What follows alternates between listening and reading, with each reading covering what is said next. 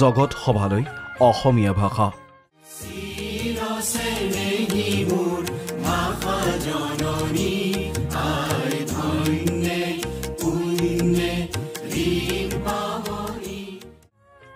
মাজত বাকী মাথো নিশাটো শুকুৰবাৰৰ পৰা সাহিত্য সভাৰ পাঠশালা অধিৱেশন।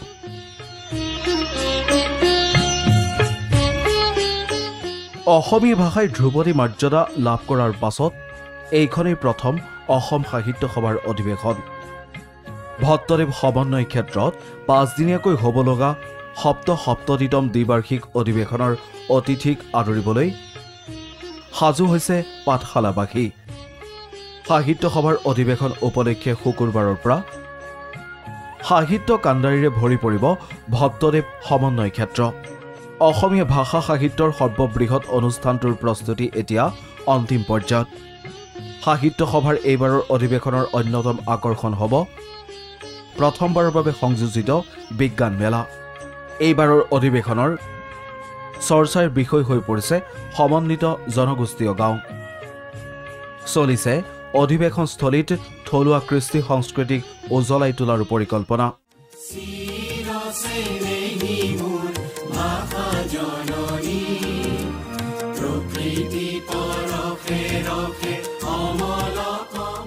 প্ৰায় বছৰজোৰা প্ৰস্তুতিৰ অন্তত 31 জানুৱাৰীৰ পৰা 5 দিনীয়াকৈ অনুষ্ঠিত হ'ব অসম সাহিত্য সভাৰ এই অধিৱেশন। অধিৱেশনখন সফল কৰাৰ বাবে দিন ৰাতি একেকাৰ কৰি চলোৱা হৈছে প্ৰস্তুতি।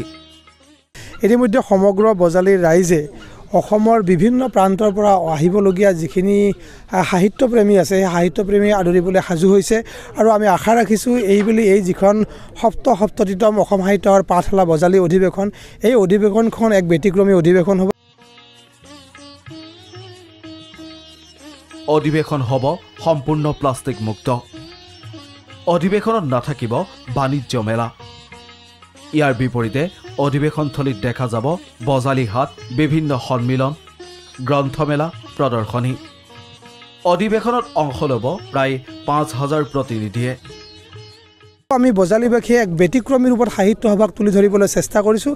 এইবেলি পুনৰবাৰ এই সাহিত্য সভাৰ লগত বিজ্ঞান প্ৰদৰ্শনী মেলাখন সংযোজন কৰি আমি কেৱল সাহিত্যপ্ৰেমীকে নহয়, এই যে বিজ্ঞানৰ যিসকল ছাত্ৰ ছাত্ৰী আছে তেওঁলোকক প্ৰেৰণা দিয়া।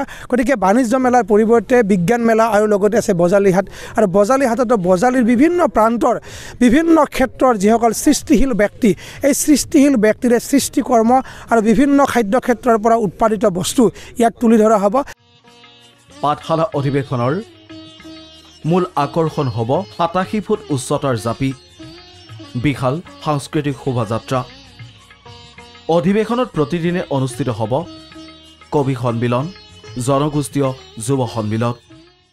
কবিতা সদায় এটা আমাৰ প্ৰিয় বস্তু আৰু কবিসকলক আমি প্ৰায় উপেক্ষিত কৰা দেখা যায়, কিন্তু এইবাৰ এটা ব্যতিক্ৰম ধৰণে পাঠশালা যি ভট্টদেৱ ক্ষেত্ৰত আমাৰ প্ৰণৱ কুমাৰ গোস্বামীৰ সঞ্চালনত এটা কবিতা হ'ব আৰু প্ৰত্যেকগৰাকী কবিয়ে ইয়াত অংশগ্ৰহণ কৰিব, সৰুৰ পৰা ডাঙৰলৈকে। আমাৰ যি প্ৰদৰ্শনী আছে, প্ৰদৰ্শনী এটা 88% হ'ব। এখন ডাঙৰ জাপি, এটা বৰ্গফুটৰ জাপি তৈয়াৰ কৰিছে, য'ত লিমকা বুক অৱ ৱৰ্ল্ড ৰেকৰ্ডছত সন্নিৱিষ্ট হ'ব। পাঠশালাত এয়া সাহিত্য সভাৰ দ্বিতীয় অধিৱেশন। ইয়াৰ পূৰ্বে 1987 চনত অনুষ্ঠিত হৈছিল প্ৰথমখন অধিৱেশন। অন্যতম এই অধিৱেশনৰ সভাপতি আছিল মহেন্দ্ৰ বৰা। সুদীৰ্ঘ 38 বছৰৰ অন্তত পুনৰ পাঠশালাত সাহিত্য সভাৰ অধিৱেশনক লৈ আত্মহাৰা হৈ পৰিছে পাঠশালাবাসী।